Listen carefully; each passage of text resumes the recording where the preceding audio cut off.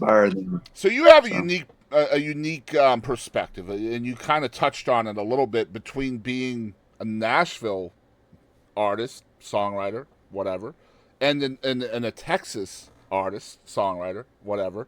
And I want to kind mm, of get your thoughts on one thing because again, mm, very unique perspective here that you have. So you signed a publishing deal in Nashville at some point. I think 2007, perhaps, yeah, if I'm that remembering. was my first publishing deal in So 2007. Yeah. 2007, just to let people know out there, if you haven't been following the show, a publishing deal is essentially cubicle songwriting. That's what it is. I mean, you go to work, you write songs, and then you hope that an artist comes along and picks up your song, cuts it. Hopefully, it becomes a single. All of Hmm. that is part of that process. It's conveyor belt songwriting, is what I call it. Maybe that's Hmm. not an apt description, but that's essentially what it is. That doesn't exist in Texas. That's not here. They don't do that here. Um, Yeah. but again, fast forward, you know, maybe a few years later down the line, now you're also an independent songwriter here in Texas. You get to make your own decisions. You get to plug the songs to whoever you want. You don't have maybe the monetization backing you quite as much as you did with the publishing deal, but you have that unique perspective on both sides of that. So, what do you Hmm. feel as that guy that's experienced both of those? What are the pros and cons of each? Like, and what I mean is like between professional Nashville songwriter and independent Texas songwriter. Well, I think for me, the independent Texas songwriter from where I'm at can't be separated from my independent Texas songwriter artist career because that's really what that is. Right. That's me putting out my records. I put out two so far, three if you count the acoustic version of the first record. I'm about to start working on my third. The professional songwriting thing, I'm still in my second publishing deal in Nashville. I signed back in 2018 with a company called Cattle Jam Music, a guy named Steve Block. Been writing for him for 6 years now, or six and a half, I guess, about. And so they're two separate things. Um, I will say, as far as all the cuts that I've gotten that have moved the needle at all, the three Cody Johnson things so far, um, there's three out in the world Brian Martin things, and there's some more coming out on his next album whenever that comes out. All those things um, came came from Texas things, came Right. from my relationships. Pursuing the Nashville thing, but just I met, it's my favorite story I get to tell. I went down to the way I got these Cody Johnson cuts is I went down to a songwriting contest in Austin called Texas Songwriter U, hosted by Jack Ingram every Mm-hmm. year, right? Yep. And it was 2018. I had just sold the band that I was in for 29 years, Professor D. I had sold the business to focus on songwriting full time, literally weeks before I went to this contest. And so I go down. I spend 3 days at this contest, and I'd entered a bunch of contests before. I'd won a couple, I'd lost the rest, but I was always pretty level-headed about if I won or lost. It was, I didn't get too wound up, excited, and I definitely didn't get mad, Mm-hmm. you know. But I spent 3 days there, and when I didn't win that contest, I was mad as hell. I was pissed. Which Well, I you, tell the you just story, it bet on shows. yourself, right? Like you just bet big Well, on I yourself. tell the story, it shows. I don't know why I got mad at that one.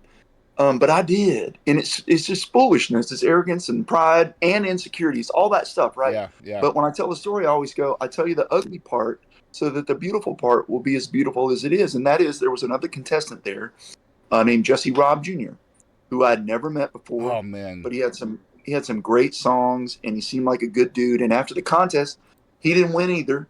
He's like, "Hey, we should write," and I was like, "Okay." And so a couple weeks later, we started a song called Made a Home over the phone, no less. Wow. I was sitting on my porch right here in Poetry, Texas. He was at his house in Magnolia, and it was a pretty day outside. And I just sat out there with my phone, and we started this song called Made a Home. And and keep in mind, I barely knew Jesse. Like I knew he's a dude that had some great songs and seemed like a good guy. That's about all I knew. couple weeks later, he calls me out of the blue. Hey, man, what you doing? I was like, I'm at the house working. What are you doing? He's like, oh, man, I was over at Cody's house last night having dinner. And I played him that thing we started. Man, he loved it. I mean, loved it. Just flipped out, dude. I was like, that's cool. Cody who? And he said, Cody Johnson. And I said, oh, I didn't know you knew Cody. Oh, yeah, man, we've been friends for years. I find out later they met when they were both auditioning for Nashville Star. You remember Right. that show? Yep, I sure do. So they both met there. And so, long story short, Cody finished the song with us over text messages back and forth and voice recordings back and forth. And it was the first song that Cody said, I'm gonna put this on my new album, Human. And he did. And it's the reason he heard God Bless the Boy, which he also put on his Human album. Mm-hmm. And that whole situation is the reason he heard a song called Over Missing You, which is about to come out on the deluxe version of the new album in the fall. So, you know, I went down to this song contest. And when I tell the story live, I go, let's go back to that part where I was mad about losing the song contest. And driving 4 hours home from Austin with steam coming out my ears. You know, I think the Lord is looking at me the whole time, just smiling, going, bless your heart. I didn't bring you down here to win some song contest. I brought you down here to get you your first 2 and then 3 and who knows how many Cody Johnson cuts after this and change your life. All from losing a song contest. It's kind of serendipitous if you think about it, because Cody and Jesse didn't win theirs either, right? When they met in Nashville Star. And Brian Martin, I met him at a song contest in Lindale that I lost, but I didn't get mad at that one. But Brian won that one, but he came up to me the first night we were both playing, and I had played Call It Even, which is the title track to my first record, and a song that's not on anybody's record yet called Piano for Sale. And it's one of the best songs my name's ever been on. And I played those 2 songs, and Brian comes up to me after the show and he goes, who the boop are you? I just started laughing. I said, I'm Scott Shaw White. Nice to meet you. And we've been friends ever since. And I love then he Brian, moved to Nashville. I love Brian. We started. Yeah, he's a good dude. He's a great songwriter. Absolutely. He's a great singer. So just a quick story about Brian. I used to do a show called Songbirds and Troubadours, which was it was essentially kind of a song swap podcast, right? I love song swaps. I love the story aspect of song swaps when 2 songwriters are just swapping songs and telling stories. So I tried to bring that to a podcast format. And my very last episode of that show was with Billie Joe Jones, who I'm sure you know. She's absolutely exploding right now, which I love that for her. But we had an artist that was supposed to song swap with her that had to cancel the day before the recording of this show. And I said, Billy, do you know anybody that could come in with you? And because, I mean, this is such short notice. This is East Texas. It's not like I can just invent a damn songwriter in East Texas. Like, you know, I mean, she's like, I got somebody. And she brings Brian Martin with her. I was like, what? What do you mean? That's amazing. So at that time, Oilfield Dad was just viral, and he was just really blowing up at the time. And I was like, man, I've got Billy Joe and Brian Martin in my living room song swapping on a Sunday afternoon. Like, what is going on right now? Yeah. So just an unbelievable. You talk about magic. That was a magical day.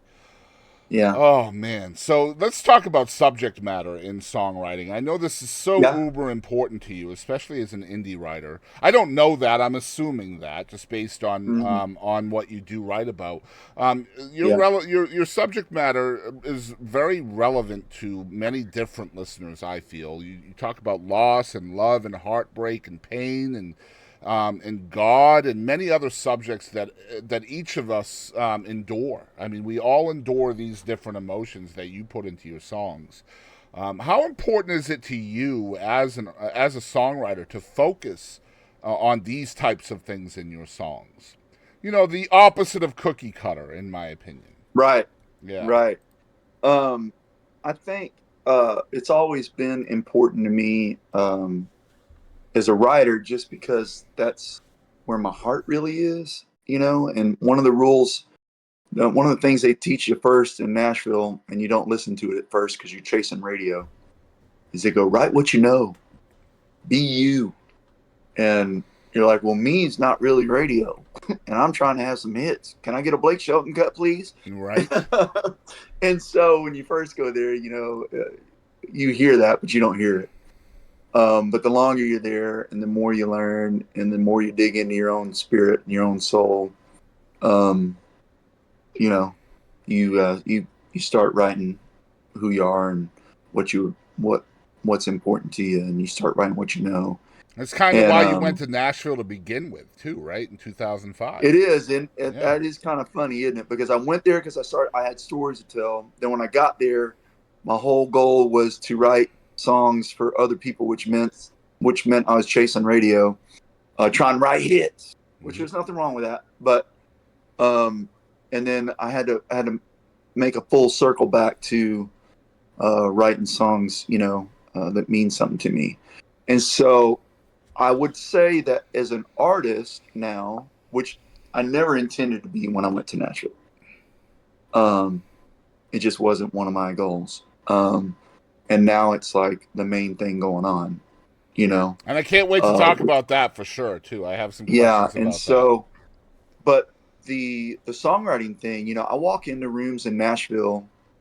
Um, I'm up there 2 weeks a month. I was just there last week working, and I think 2 of the days I was in the room with artists that are on record labels, and we're trying to write songs for them, trying to write hits, and also trying to write good songs, at least a good song that could be a hit, and hopefully a great song that could be a hit. But my philosophy in the rooms in Nashville is partly because I believe in the magic of songwriting. I believe in writing whatever is in the room that day.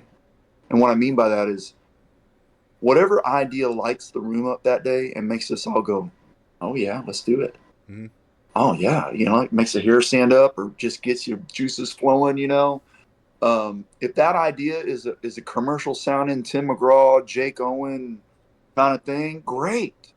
And if that idea is something that might end up on a Scott Shawn White record that 8 people will listen to, but man, we sure do feel it. That's great too.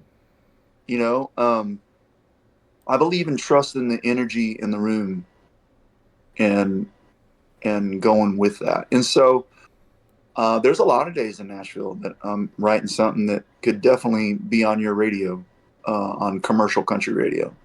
And there's a lot of days. If I'm left to my own device, though, I'm writing what the kind of stuff that's on my records. So If I I'm love if I'm writing by myself, or if they let me drive the bus that day, So I, I we're I I love taking a word from an answer and then like you're feeding. I have an outline and sometimes I go by it, sometimes I don't. That's yeah, the beauty of getting to talk to folks like you. But man, I've heard the word feel thrown around quite a lot in interviews with artists and songwriters. And you just mentioned the word feel, so I'm going straight to that part of my outline, even though I have like yeah, other questions in front of that. But I think, unfortunately, as a consumer, somebody who's been a consumer of music for a long time, not just a fan of it, but an actual person that really, researches music. I feel like feel, although it is making a comeback somewhat in mainstream music, especially with the advent or re-advent of roots music that's really becoming more hmm, popular now. yeah, But I mean, for the most part, it's still really quite lacking in mainstream music. Um, yeah. Why do you think feeling, quote unquote, feeling is missing from today's mainstream music? Man, I wish I had the answer to that. I think a lot of it is, golly, that's a big question with a big answer that I don't completely have. But I think part of it is not to dog this current generation and the generation immediately before it, but um, they seem to avoid all the deep stuff, um, and there's so much of a surface level relationship between everybody. And there's also just, music has always been about money and profit as far as Nashville and New York, and just the business of it, which I get. um, but it's become even more so to me. And they find little formulas that work and they just stick with that because they know it's going to make money. I don't know. Um, I sure do like real music that makes me feel something. Mm-hmm. Um, I feel like things are, man, it's like things are backwards for me now. Like, and I'll tell you what I mean. Like, for me, I've always been such a huge fan of traditional country music, and I've mm, always been um, real critical of Nashville style country music. And you yeah. talked about angst, that Texas angst. I'm not from Hmm. Texas, but I sure did inherit that angst big Hmm. time for Nashville country music. Nowadays, though, I feel like almost like there's more feeling from pop music than there is from country music. Hmm. And that's just Yeah. weird, man. That's so weird to me. Like, I feel Yeah. more from a Taylor Swift song than I do from a mainstream country song nowadays. And that Yeah. shouldn't be the way it is at all, right? I'll tell you though, I mean, you bring up a great example. And there'll be some people out there that want to shoot me for this, but Taylor Swift is one of the greatest songwriters in the last 20 years. Absolutely. Um, and I mean, I work in the factory where songs are made. I mean, I know, Mm-hmm. and she's a beast, man, and she writes what she knows. She writes real life. She always has. That's why she blew up when she was a She teenager. makes you She wasn't. feel. She makes you She wasn't. feel. Yeah, Mm-hmm. she wasn't trying to write something for a 20-year-old girl to sing or a Right. 30-year-old woman that would sing. She was writing what she was living and experiencing. She was writing what she knew, and she was writing the crap out of it. Right. And I said back then, if she continues to, as she matures and grows in age, to write what she knows at 25 and at 30 and at 35 and at 40, there's never been an artist like No, her there hasn't been. because Look, you know and that's you've why you feel her though is mm-hmm. because she's writing her life. Right. And you know you've made it, in my opinion, you know you've made it when Paul McCartney goes to your show, right? Like, Yeah, that's, right. look, McCartney is in the front row, like, dancing to my music. Like, how do you even Yeah, perform at that, dude? Like, I would have yeah. lost my mind if I saw that. But, yeah, that's, I mean, you're absolutely correct. And I feel like Taylor gets a lot of hate. And I think a lot of it is jealousy fueled, perhaps. I don't Hmm. know. But you're right. She writes what she knows. It resonates with millions and millions and millions of people of all Yeah, ages, which is crazy. I'm a yeah, 47-year-old straight male, and her music yeah, resonates with me. And I yeah, know it resonates with my 7-year-old grandson the same way. yeah, And, yeah. and that's really hard to do. And it resonates because it's real. Like even like I have people come up to me at my shows, and I'll just call it even out of the air because it's one of the main ones. It's very specific to my life. It's very heavy. There are a lot of people that have been through what I've been through, and they hear that song, they've been through that. But I also have a ton of people come up to me and go, "That song was not my childhood, but it totally resonated with me. I totally related to it, even though those weren't my parents and that wasn't my life." And the reason it resonated is because it's real. Mm-hmm. Yep. Period. You know, and so I think all the bonfire and tailgate stuff, so much of it is made up. Um, that's the part that got everybody, like, oh man, this is obviously fake. Like, why are we singing about this, and why are we still singing about it? Mm-hmm. You know. So yeah, I think the real thing is the important part.